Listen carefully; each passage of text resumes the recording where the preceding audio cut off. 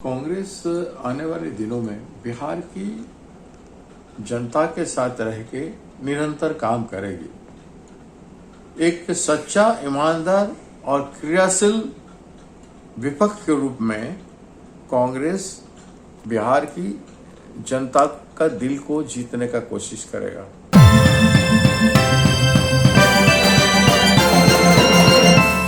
नमस्कार, मैं हूं रवि रंजन। आप देख रहे हैं विमर्श न्यूज लाइव। आज बात करेंगे कांग्रेस की। कांग्रेस के बिहार प्रभारी भक्त चरण दास से हमारी मुलाकात दिल्ली में हुई है। भक्त चरण दास ने हमसे बिहार के विभिन्न पहलुओं पर गंभीर बातचीत की है।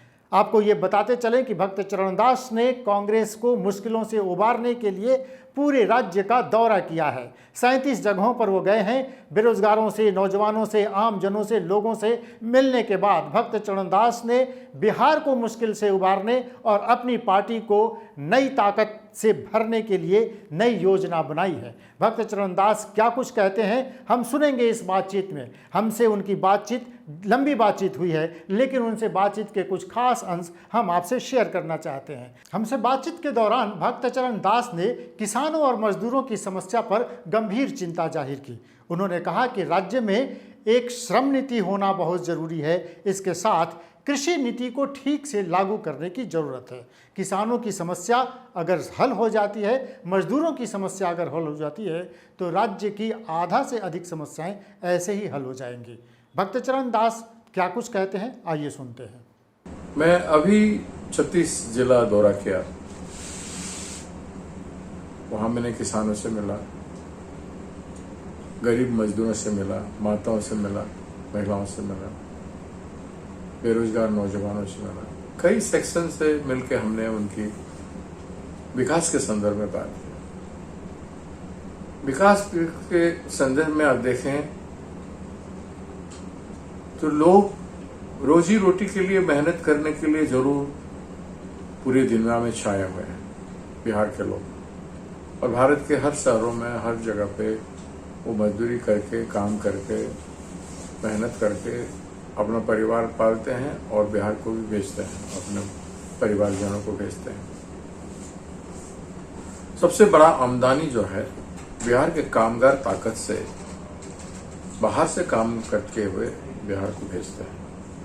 और आज भी बिहार की मजदूर को सरकारी वेजेस के अलावा, सरकारी जो मूल्य है उनकी मेहनत का, मजदूरी, उससे अलावा जितना प्राइवेट है उसमें 100 रुपया से ज्यादा मिलता नहीं। ये सबसे बहुत विडंबना है। इतना अन्याय क्यों? 100 रुपया भी एक आदमी एक दिन का मेहनत करके कैसे अपना परिवार चला पाएगा? बहुत बड़ा सवाल। कोई निर्दिष्ट नीति बिहार के मजदूरों के संदर्भ में आज तक सरकार ने कर नहीं पाया। दूसरा, जो किसान है, जो उत्पादन करते हैं, और जो पटाईदार किसान है, पटाईदार किसानों को किसानों में गिनती नहीं हो रहा है, जबकि वो लगभग 80% है। उनको जो बेनिफिट मिलना चाहिए किसान के हिसाब से, वो आज तक नहीं हुआ। और किसान का कीमत का कोई मूल्य नहीं रहा। एमएसपी में बढ़ावा नहीं है। डिस्ट्रेस सेल बहुत भारी है। धान में आप ले लीजिए, 900-1000 रुपया में धान कुंटल जाता है, जबकि 80, 1850, 1850 होना चाहिए। और गन्ना का कीमत भी बढ़ा नहीं, जैसे था ऐसे ही है। बिहार में अलग अलग उपज जो है वो सबका मूल्य नहीं मिलता है। मंडी व्यवस्था उठ गई है, तो लोगों को बेचने में मुश्किल होता है। जो मिडिल मैन है वो लोग प्रोक्योर करते हैं बहुत डिस्ट्रेस सेल में। तो इसलिए किसान बहुत, खेती की बहुत बड़ा पोटेंशियलिटी है और बहुत उत्पादन भी हो रहा है हर क्षेत्र में। और खेती की जो जीविका है वो सबसे बड़ा है, उसको अभी तक ध्यान ठीक से नहीं दिया गया। बिहार में हर साल बाढ़ की तबाही आती है।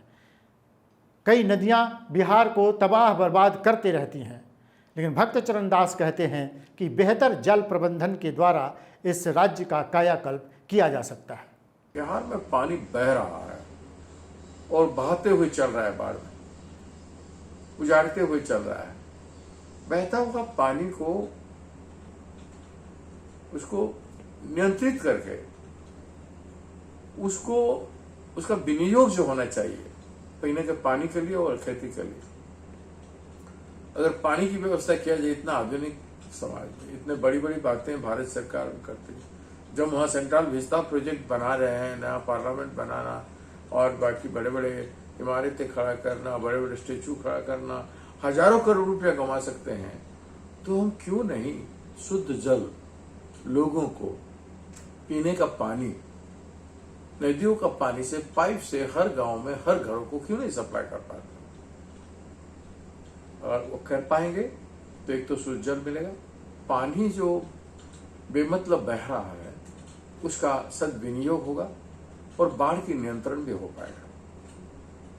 और बिहार में जहां जहां नदी गया है, नदी के दो किनारे अगर आप प्लांटेशन व्यवस्था कर देंगे, intensive plantation, layer of plantation करेंगे, तो उसमें बाढ़ को भी रोकने में काम आएगा। उसका कोई मास्टर प्लान नदियों का और प्रकृति के साथ जोड़ के कोई मास्टर प्लान अभी तक नहीं हो पाया, जो बहुत बड़ा जरूरत है। व्यक्ति और परिवार और समाज, उनके विकास की बातें तो इन दिनों हुआ है पिछले दिन, लेकिन व्यक्ति का और उस समूह का विकास नहीं हुआ, उस समूह का विकास नहीं हुआ। राज्य में व्यक्ति, समूह और समाज का विकास एक साथ कैसे हो, हर किसी को उसका अधिकार कैसे मिले, खास तौर पर वन अधिकार कानून को लेकर भक्त चरण दास की चिंता वाजिब है। क्या कहते हैं, सुनिए भक्त चरण दास की जुबानी। जैसे आप देख लीजिए, फॉरेस्ट राइट एक्ट 2006 के हिसाब से कई गांव ऐसे हैं जिसमें लोगों को जंगल का अधिकार मिलना चाहिए, कम्युनिटी राइट मिलना चाहिए, पट्टा मिलना चाहिए, इंडिविजुअल पट्टा, जो ट्रेडिशनल खेती करते आए हैं जिस जमीन पर। वो हमारे मित्र लोग कहते हैं लगभग 1 लाख करीब लोगों को पट्टा मिलना चाहिए, लेकिन आज तक एक को भी मिला नहीं। ये भी एक बहुत बड़ी बात है, जो लोगों का जीवन में दिशा दिखा सकता है, लोगों के जीवन में परिवर्तन ला सकता है, वो सब आयाम जो है नहीं हुआ है। थोड़ा सा विकास दिख रहा है, बड़े बड़े बिल्डिंग दिख रहा है, कुछ रोड अच्छा दिख रहा है, और लेकिन विकास करने जैसे सैकड़ों हजारों एग्रो में ऐसी इंडस्ट्री हो सकता है जो वहां नहीं। और जो इंडस्ट्री था कांग्रेस के शासन के समय में, जो इंडस्ट्री था वो सब आज बंद पड़ा है, जैसे शुगर मिल कई बंद है। कांग्रेस के बिहार प्रभारी भक्त चरण दास ने राज्य में बेरोजगारी के आलम पर गंभीर चिंता जाहिर की है। इसके साथ ही उन्होंने कहा है कि राज्य के मानव संसाधन को मजबूत करके ही इस राज्य की दशा सुधारी जा सकती है। आइए बिहार के बारे में, किसानों के बारे में, बेरोजगारों के बारे में भक्त चरण दास ने हमसे क्या कुछ कहा, जरा सुनिए।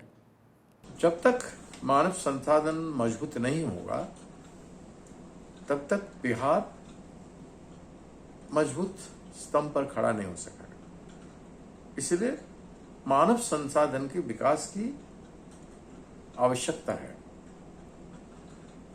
और उसके मानव संसाधन के विकास के लिए जो जो आयाम किया जा सकता है, जैसे हमने कहा कि हजारों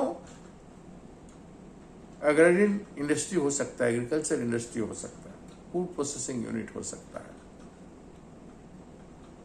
कॉटन का भी बहुत सारे बुनकर लोगों को प्रोत्साहन देके, बुनकर लोगों से कॉटन का उत्पादन करके भी आप वो इकोनॉमी एक बिहार का बहुत ट्रेडिशनल है, पुराना है, उसको भी रिवाइव किया जा सकता है। शुगर मिल का रिवाइवल हो सकता है, और जितने उत्पादन कृषि क्षेत्र से होता है उसको लेके बहुत इंटरनेशनल मार्केटिंग की व्यवस्था हो सकता है। बेरोजगार का हालत को ठीक किया जा सकता है। लोगों में जागरूकता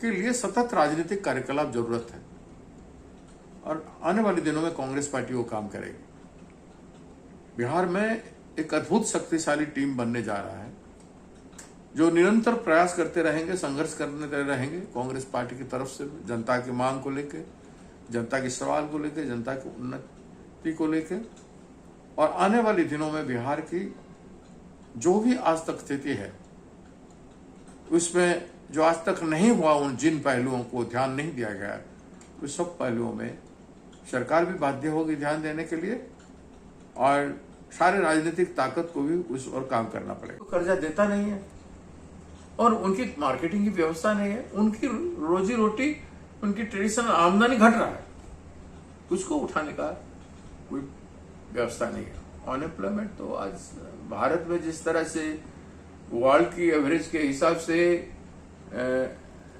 भारत में, अगर वर्ल्ड में 4 पॉइंट समथिंग है विश्व में बेरोजगार, तो हमारे वहां 9% से ज्यादा है।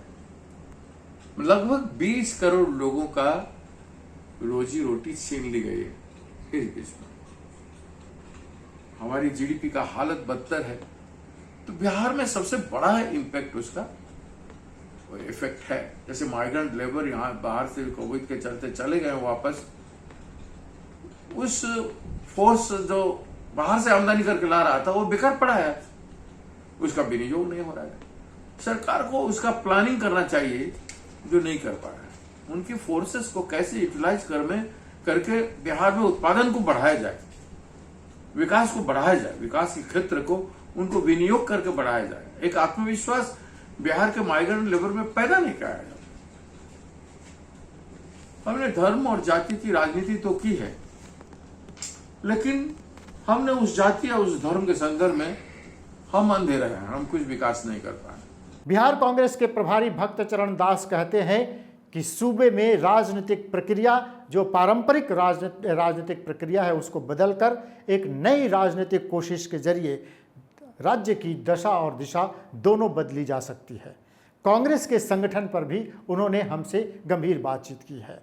भक्त चरण दास कहते हैं कि कांग्रेस के संगठन को नए तरीके से उसका निर्माण किया जा रहा है, जिसमें समाज के हर तबके के लोगों को शामिल करने की कोशिश हो रही है। क्रांतिकारी भूमिका में आएंगे लोग, जो सम्मानित लोग हैं, कांग्रेस के वरिष्ठ नेता हैं, वो भी अपने भूमिका में रहेंगे, और सभी वर्ग को, सेक्शन को देखते हुए कमेटी बनाया गया है। जरूर है कि हम सब लोगों को एकोमोडेट नहीं कर पाएंगे, क्योंकि एकोमोडेट सबको करेंगे तो बहुत बड़ा जुम्बो कमेटी बनेगा, लेकिन धीरे धीरे हम सबको पार्टी में विनियोग करेंगे। कांग्रेस आने वाले दिनों में बिहार की जनता के साथ रह के निरंतर काम करेगी। एक सच्चा, ईमानदार और क्रियाशील विपक्ष के रूप में कांग्रेस बिहार की जनता का दिल को जीतने का कोशिश करेगा। बिहार कांग्रेस हर गांव में बनेगा,